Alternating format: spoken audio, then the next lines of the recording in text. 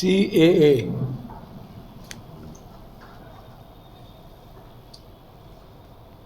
देश के प्रधानमंत्री से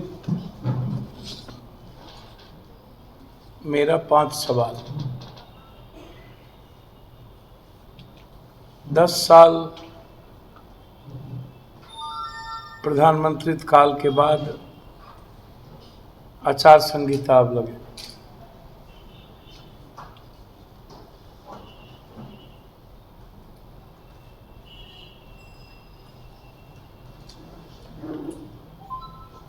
आप काला धन ला रहे थे स्विस बैंक से। 15 लाख रुपया गरीब को दे रहे थे।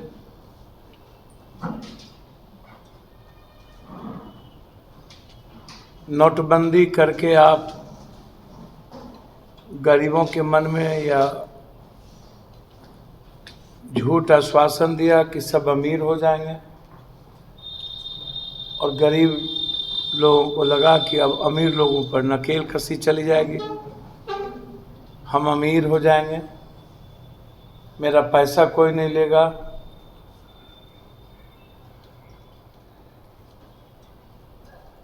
कितने जाने चली गई नोटबंदी में, व्यवसायी मर गए, किसान मर गए, महिलाएं बर्बाद हो गई। काला धन जस का तस रह गया, बैंक में पैसे गायब हो गए, बैंक के पैसे जमा नहीं हो पाए, सरप्लस नोट छापना पड़ा।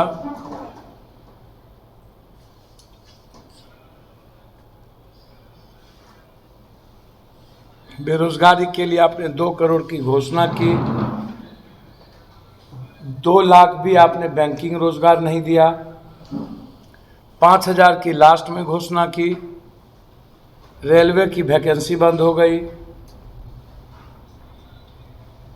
आपने आर्मी में के सम्मान को खत्म कर दिया अग्निवीर से।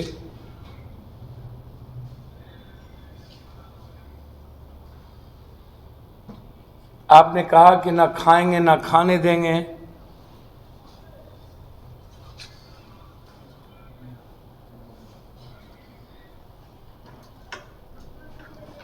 तो इतने सारे दर्द के बाद किसान 900 मारे गए आप ही के रीजन में। MSP आप लागू नहीं कर पाए। आखिर मिनिमम सपोर्ट प्राइस को रोककर किसको आप बेनिफिट दे रहे हैं? तो इन सवालों के बीच स्विस बैंक से पैसा लाने वाला 56 इंच का प्रधानमंत्री जी, आप SBI के पैसे का भी आप जवाब नहीं दे पाए। सर्वोच्च न्यायालय के 26 दिनों के आदेश के बाद आपने रोक दिया SBI को जवाब देने से, क्योंकि देश का सबसे बड़ा घोटाला चुनावी बांड घोटाला है। इससे बड़ा घोटाला अभी तक शायद नहीं होगा। पैसे के लेने में आपने किसको किसको बेनिफिट दिया ये दिख जाएगा। तो आज़ाद हिंदुस्तान के बाद 70 साल के अंदर आज तक की ये सबसे बड़ी घटना है कि सर्वोच्च न्यायालय के आदेश के बावजूद भी ऑर्डर कंप्लाई नहीं हुआ। आप जो सारे बाबा मिलकर के रामदेव से लेके स्विस बैंक का पैसा पता कर रहे थे, अब तो आपको भारत की SBI के बैंक का पता नहीं है कि चुनावी बांड में कौन दिया, किसको दिया। तो कहां चली गई आपकी 56 इंच? एक दूसरा सवाल, आपने रातों रात ईडी के डायरेक्टर को बदला। रिजर्व बैंक के गवर्नर को बदला, सीबीआई के डायरेक्टर को बदला, चुनाव आयोग पे मनमानी की, और अब चुनाव के समय लोकतंत्र में जब चुनाव आयोग ने आपकी बात नहीं मानी तो आपने चुनाव आयोग से जबरदस्ती इस्तीफा दिलवाया, जबकि 16-17 को 14-13 को आचार संहिता लगना था, अब वो 16-17। तो क्या अब चुनाव जीतने की आपकी मंशा सिर्फ चुनाव आयोग से बच गई कि नई प्रक्रिया के तहत हम चुनाव प्रभावित करें? तीसरा सवाल,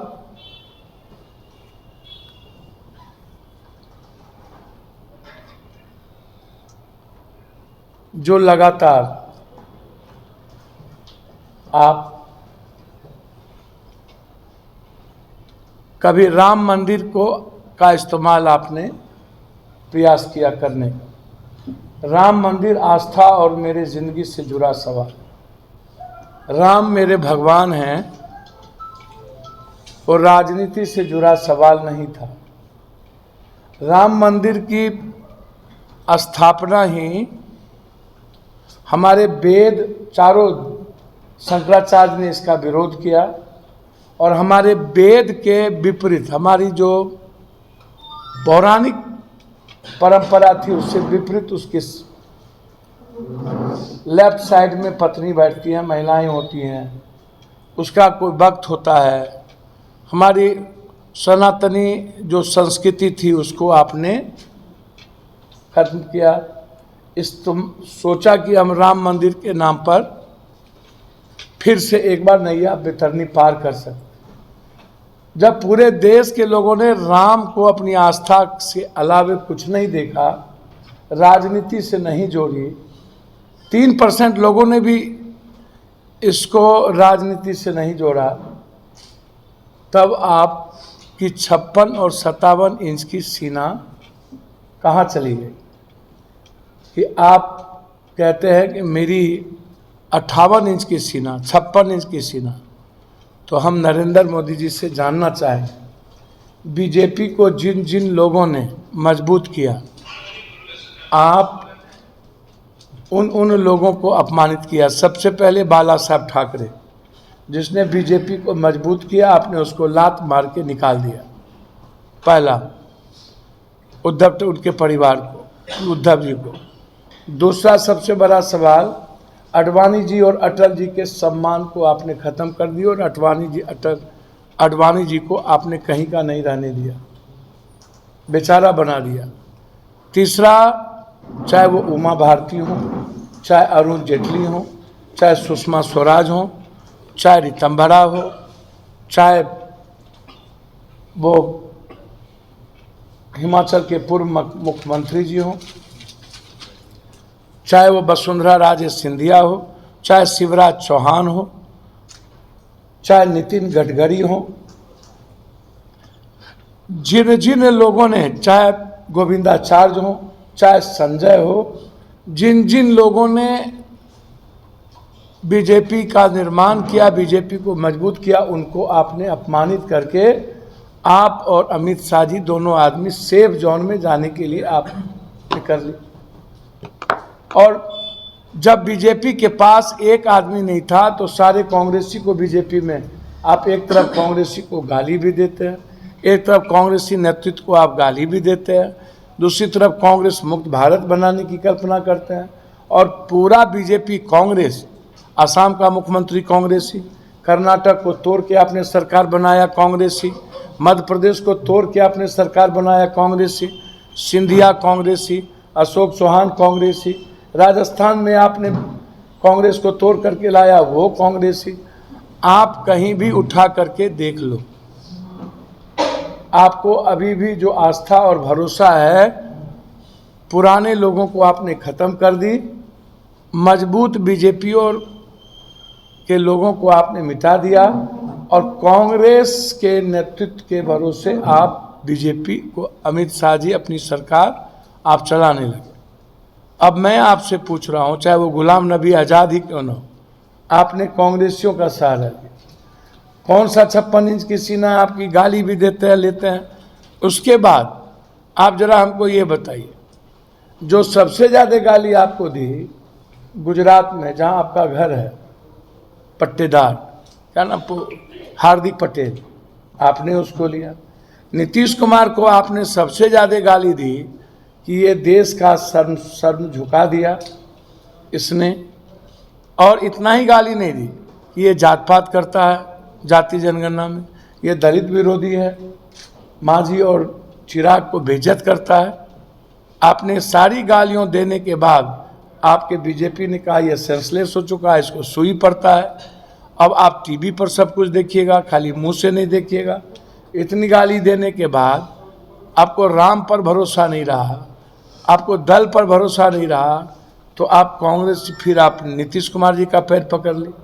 आप जैसे ही रामविलास जी मरे, वैसे ही आपने रामविलास जी के दल को दो भाग कर दिया, तोड़ दिया, और चिराग पासवान को आपने घर से बाहर फेंक दिया।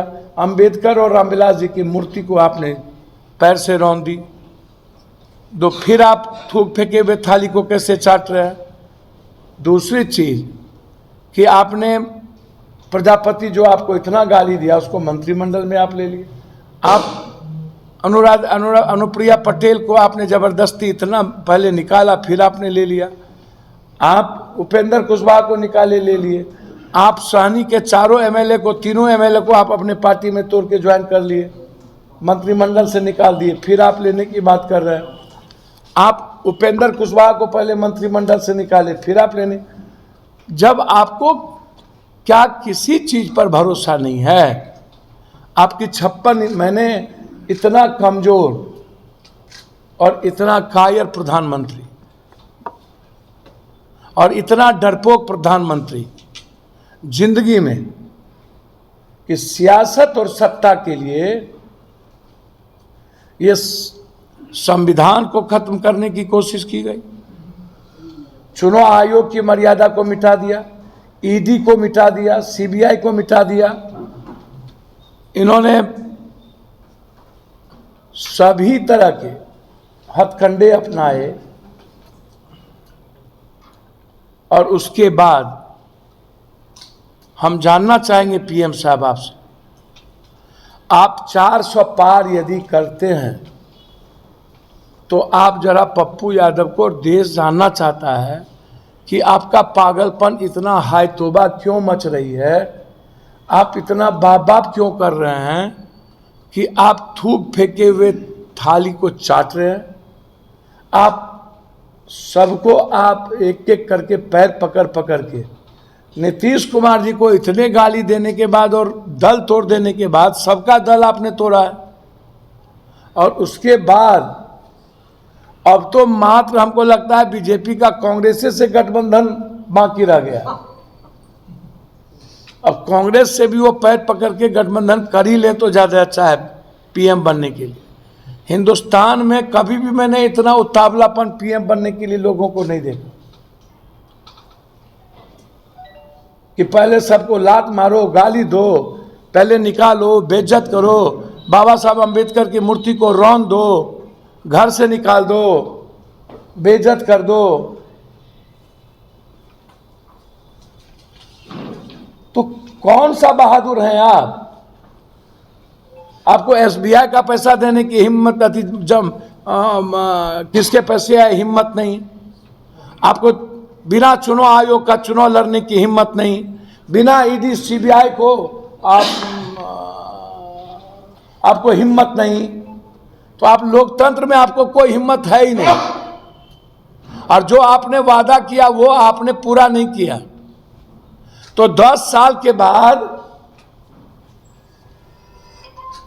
आपको सीएए, जो पहले से कानून है हिंदुस्तान में, पप्पू यादव एक कलेक्टर यहां सामने बैठा है, हमारे पास 3 आदमी ने एप्लीकेशन दिया, उस 3 में जो जायज होगा हम उसी को ना फाइनल करेंगे। हमारा जो संविधान कहता है अफगानिस्तान, बांग्लादेश, श्रीलंका से जो लोग 6 साल तक रहेंगे और उसके बाद हमारी क्लोजर 12 एंड 18 क्लोजर को जो पास करेगा, हम उसको मान्यता दे सकते हैं तब जब मेरा विवेक कहता है। तो ये तो पहले से है। जब आपको लगा कि राम मंदिर फेल, जब आपको लगा उसमें दंगा नहीं हुआ, जब आपको लगा नीतीश फेल, चिराग फेल, आपको लगा ये गठबंधन फेल, आपको लगा बीजू पटनायक से फेल, तब आपने फिर चौथा काम क्या किया कि आरक्षण कहां से आई, कर्पूरी की मां भी आई, जिसने जनसंघ ने कर्पूरी जी को खत्म किया उसको भारत रत्न अंतिम में याद आई। जिस जाट गैर जाट की राजनीति आप हरियाणा में किए और कर रहे जाट को खत्म करने के लिए, और किसान आंदोलन में सबसे ज्यादा सिख के बाद जाट को मारे, आपको अंतिम में सतपाल मलिक को मारे, आपको चौधरी चरण सिंह याद आ गया। किस किस का सहारा लेंगे? नरेंद्र मोदी जी क्या हो गया 56 इंच की सीना? क्यों पैर पकड़ रहे हैं? 400 पार है तो हिम्मत क्यों नहीं होती चुनाव लड़ने की? और लास्ट में आपको क्या जरूरत पड़ी?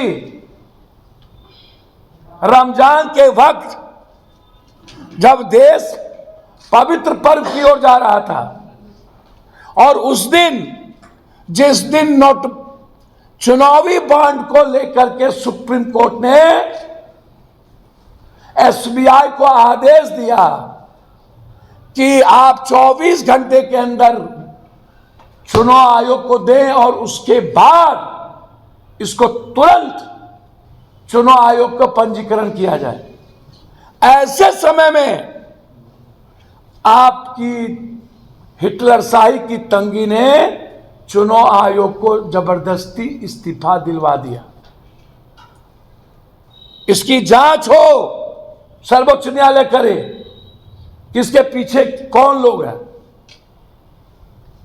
सर्वोच्च न्यायालय को जांच करनी चाहिए कि कौन कौन लोग किन कारणों से चुनाव में इनको पैसा दिया है पार्टी को।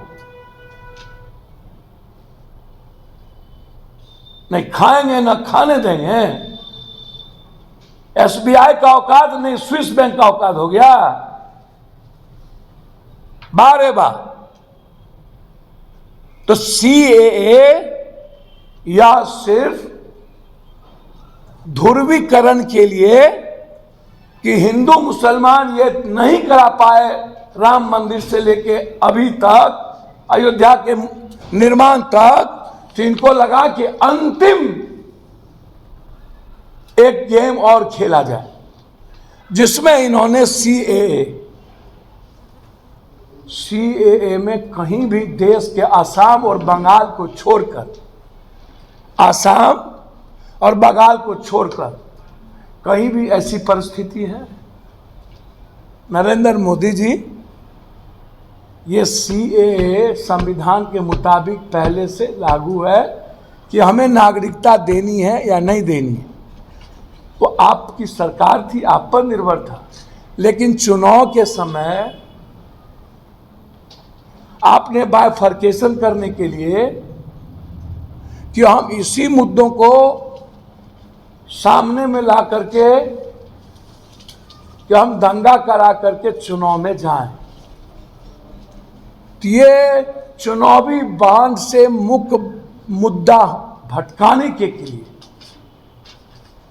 कि इतना बड़ा घोटाला दुनिया में नहीं हुआ, इस घोटाले से भटकाने के लिए आपने उसी दिन, जिस दिन सर्वोच्च न्यायालय ने यह निर्णय दिया, उसी दिन आनंद फानन में आपने सीएए देश की जनता के आंख में धूल झोंकने के लिए, आपने दिग्भ्रमित करने के लिए आपने एक अंतिम सुगुफा छोड़ा, जिससे आपने पोलराइजेशन करवाने का अथक प्रयास किया। यह भी देश के सनातनी हिंदू और अल्पसंख्यक लोगों ने खारिज कर दी। लोग अपने घर में आराम से बैठे। यह आपकी राजनीतिक हथकंडा थी, यह आपका धूल झोंकने का हथकंडा था और ध्रुवीकरण करने की एक अंतिम आपके पास उपाय थे। इसीलिए आपने देश की जनता को जबरदस्ती दिग्भ्रमित करने की, विकास नहीं किए, आपसे पूछता और आप 200 से ज़्यादा आपके पास सीट नहीं आ रहे हैं, या आपने देख लिया कि हम 200 सवा 200 से ज़्यादा सीट लाने की हमारी औकात नहीं है। ये सर्वे 10 बार आ चुका, 133 नरेंद्र मोदी जी साउथ, कर्नाटक और महाराष्ट्र में ही आप मात्र 20 हार गए, तो 272 जीतिएगा, मात्र 20, छोड़ दीजिए और जगह, मात्र 20, जबकि वहां का सर्वे है 35 लूज कर रहे हैं कांग्रेस अति बीजेपी, कर्नाटक और महाराष्ट्र मिलकर। अब पंजाब हरियाणा वैसे गायब हो जाइएगा, दिल्ली, तो मात्र अंतिम सहारा इन्होंने ढूंढा सीएए को, दंगा करवाने की, नफरत पैदा करने की, पोलराइजेशन की। इसीलिए सीएए पर ना किसी को खुशी होना है, ना किसी को डरने की जरूरत है। ये अलग है कि संविधान में किसी भी जाति धर्म को आप भारत में अलग नहीं बाइफरकेट कर सकते। ये कानून इसकी इजाजत क्लोजर 1218 में नहीं देता है।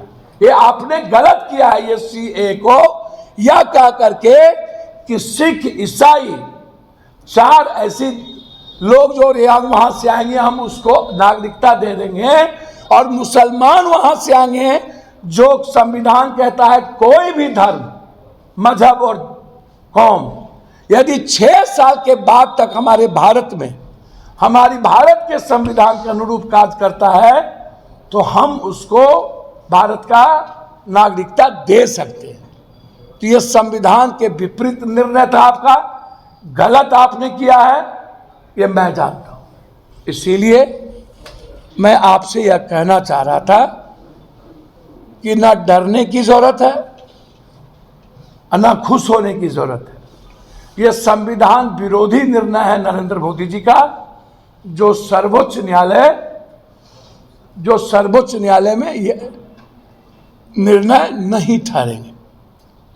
लोग गए। धन्यवाद। कुछ पूछना इस इशू पर? पाकिस्तान ने दरवाजा खोल दिया है भारतीय मुसलमानों के लिए, जो आना चाहते हैं उसे नागरिकता दिया।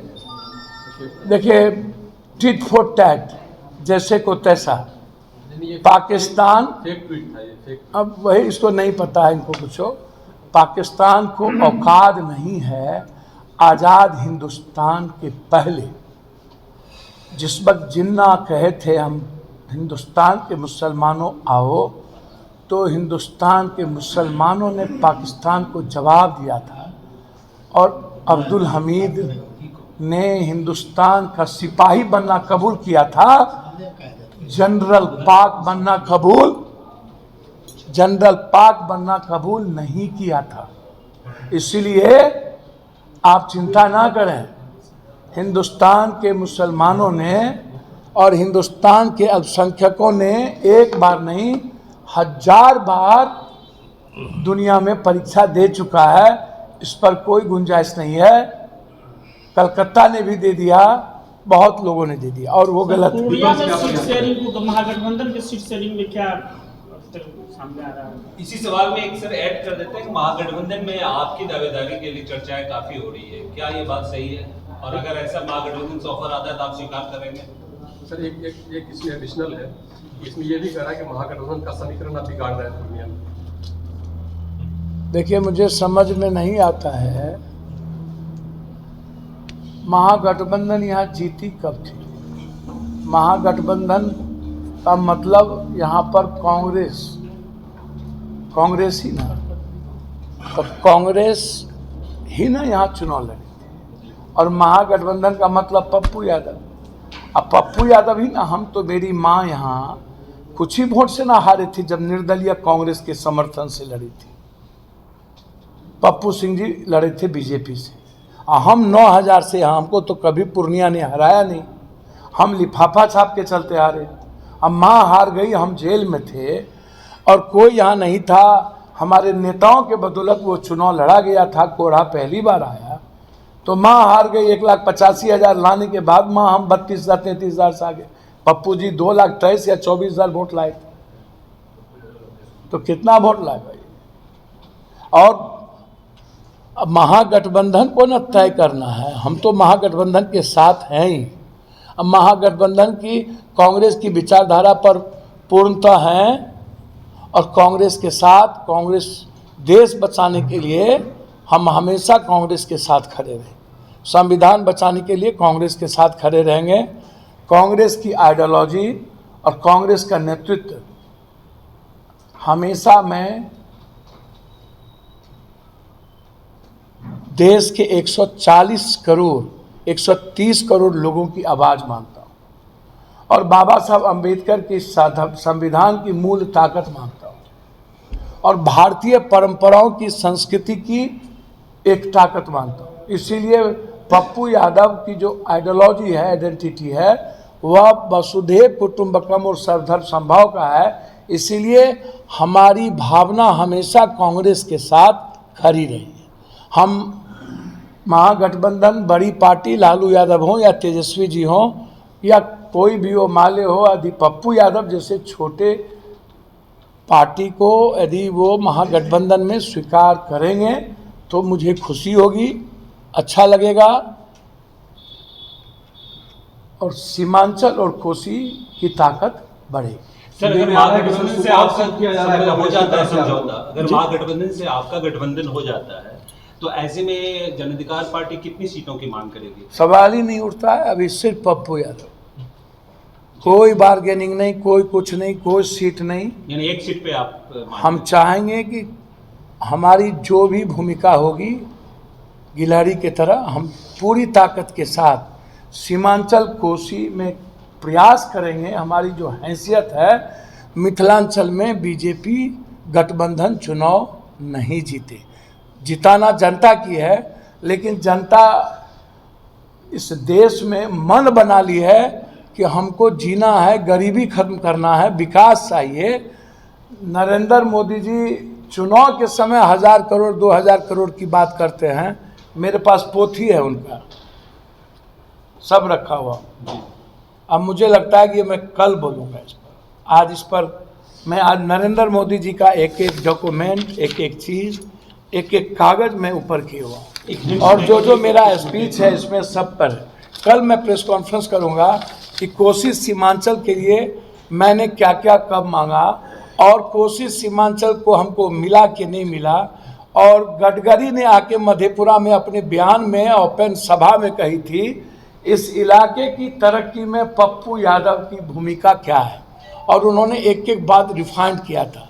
इसीलिए आज हम यहीं तक रुकते हैं, कल हम आपको कोसी सीमांचल के मुद्दों पर बात। सर, आप कल नरेंद्र मोदी या जिसका भी करेंगे, लेकिन एक संभावनाएं बन रही है जिस तरह से बीजेपी हर छोटे दलों से समझौता कर रही है, कहीं अगर ऐसा ऑफर आए कि आपके साथ समझौता का, तो आप क्या करेंगे? सर, मैं आपको पहले ही कह दिया कि हमारी जो विचारधारा है वह कोसी सीमांचल की मानसिकता जो है वो है गरीबी से निकलने का, गरीबी खत्म करने का।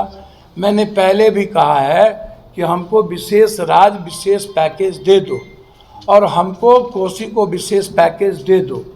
और उसके बाद हमने पहले ही कह दिया है कि हमको 10 मक्का की फैक्ट्री, 10 मखान की, 5 फूड प्रोसेसिंग, 2 दूध पर और 1 चाय के पत्ती पर बागान पे आप हमको फैक्ट्री दे दो और एक हाई डैम बना दो सिर्फ बाढ़ से मुक्ति।